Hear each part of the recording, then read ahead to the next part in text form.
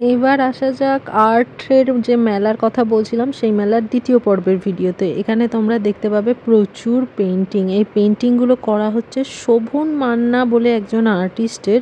তোমাদের যদি কারোর পছন্দ হয় তোমরা বলতে পারো, তাহলে ওনার যে কার্ডটা আমরা এনেছিলাম সেটা তোমাদের সাথে শেয়ার করে দেবো কমেন্ট বক্সেই।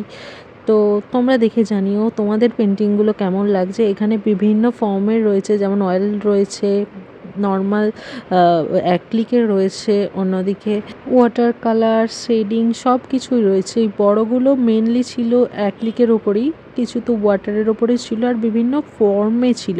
আর পেপারের মধ্যেও কিছু পেন্টিং উনি এনেছিলেন, যেগুলো তোমাদের সাথে কিছুটা কিছুটা শেয়ার করলাম। বাকিটা দেখতে গেলে তো ওই মেলায় যেতে হবে, আর কোথায় যেতে হবে সবটাই তোমাদের আগের ভিডিওতে শেয়ার করেছি।